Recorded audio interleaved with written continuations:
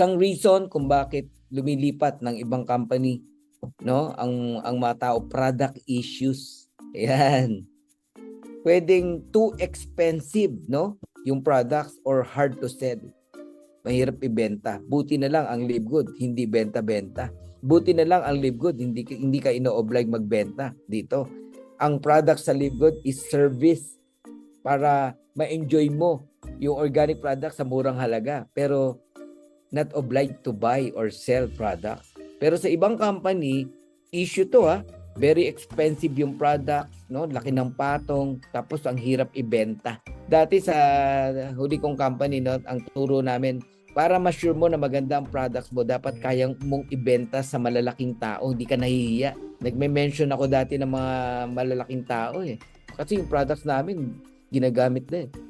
Sabihin, quality talaga yung product. Something like that, no? Pero kung may produkto ka, halimbawa, yung mga green na yan na nagkalat ngayon, dami ng kumpanyang may hawak ng mga green bean na yan, di ba?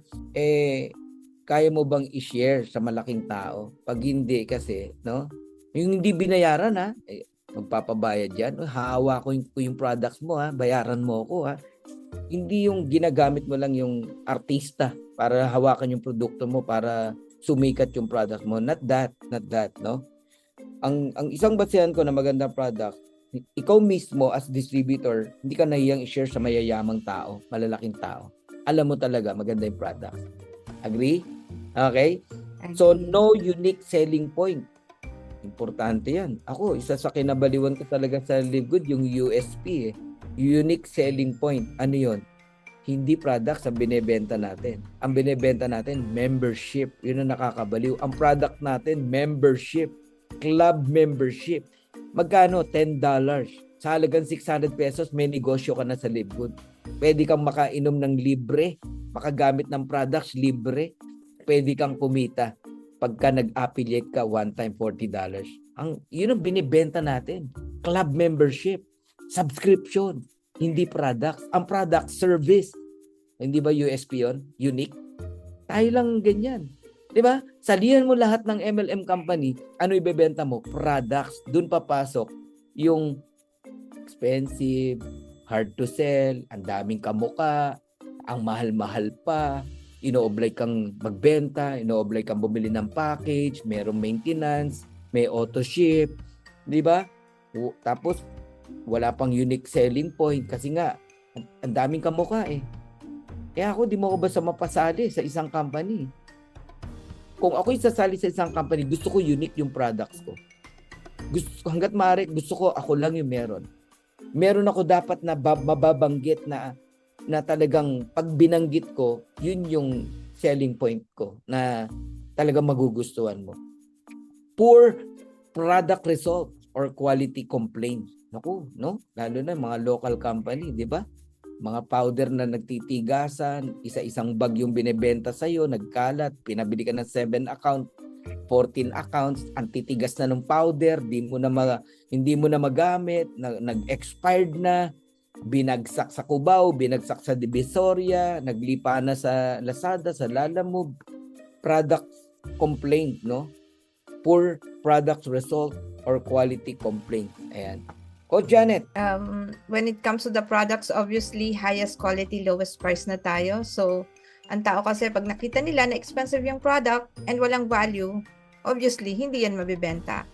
Now, the other thing is yung unique selling point. So, yun ang pinakamaganda because we really have our uniqueness sa bawat product natin. Pag hindi nag-i-stand out yung product, syempre, hindi magki-create yan ng noise. Diba? Paano mo ibebenta sa just like nung panahon ng inflation and competition. Like yung factor 4 natin, anong kakaiba? 4 na anti-inflammatory ingredients. Yung collagen natin, wala sa collagen yung Velocitol, Polinol, and Aprasplex. So ibig sabihin, affordable pricing na, unmatched quality pa, transparency, we have it all.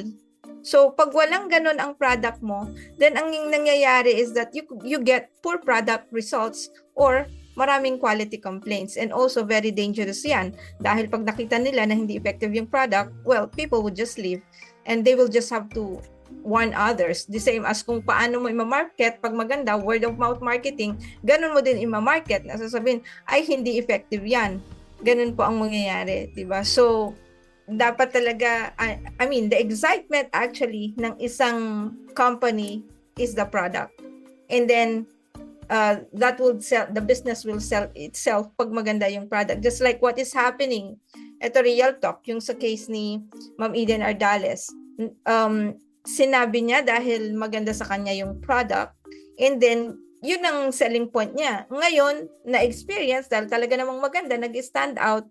So, the business will sell itself na. Automatically, once the product is good, the business will sell itself. So, pag poor din yung product, automatically, hindi mabibenta yung business. So, yun lang po ang wisdom ko about that. Yeah.